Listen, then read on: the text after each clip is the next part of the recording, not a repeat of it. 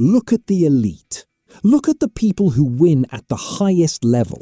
The CEOs in the middle of a market crash. The athletes down by 2 points with seconds on the clock. They aren't the loudest, and they aren't the ones throwing chairs. They are the calmest. If you are someone who loses your cool because of a sarcastic comment, a bad driver, or a curt email from a middle manager, you need to wake up. You are essentially a slave.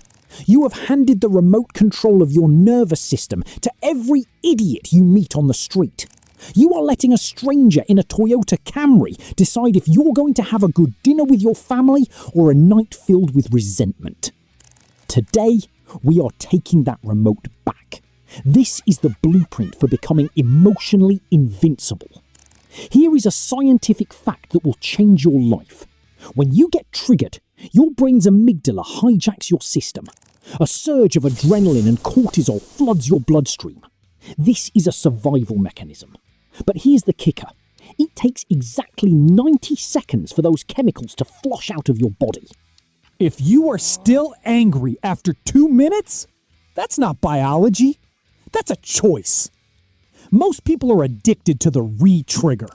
You keep the anger alive by replaying the story, rehearsing your comeback, and imagining how you should have put them in their place. You are making more toast even though the smoke alarm is already screaming. You are literally poisoning your own blood because of someone else's incompetence. Next time the heat rises, look at your watch. Breathe for 90 seconds. Don't speak. Don't type. Don't post. If you can outlast the chemistry, you win the day. You prove that you are the master of your biology, not its victim. Stop saying, "He knows exactly how to push my buttons." The hard truth? You are not a television set. Nobody can push a button you haven't wired up for them. Those buttons you think people are pressing, they aren't theirs. They are your unhealed wounds. When someone triggers you, they aren't just attacking you. They are giving you a free MRI scan of your soul. They are showing you exactly where you are still insecure, where you still lack confidence, and where you are still tethered to your past. Don't get mad at the person who reveals your weakness. Thank them. They just showed you the work you need to do to become unbreakable. If you don't want people to push your buttons, disconnect the wires. Anger is the loudmouth of the emotional world, but it's never the one in charge.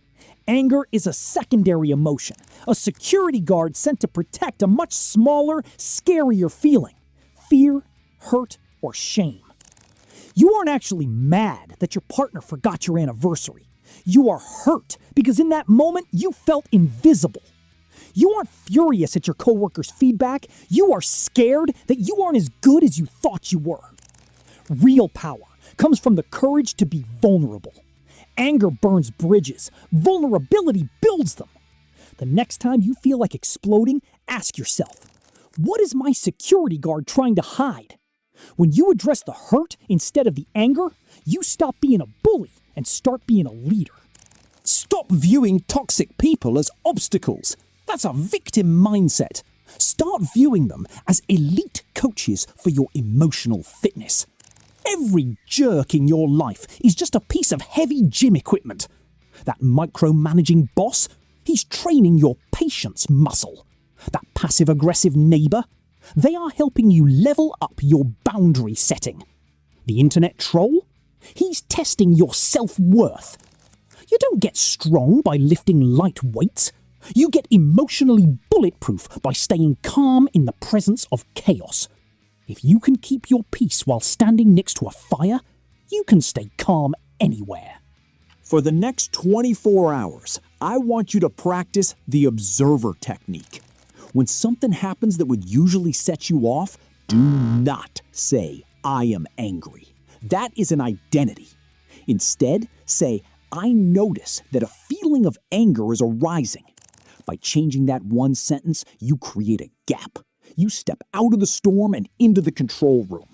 You stop being the pinball bouncing off circumstances and start being the player controlling the game. you realize that you have emotions, but you are not your emotions.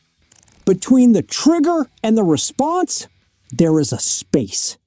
In that space lies your freedom, your growth, and your power.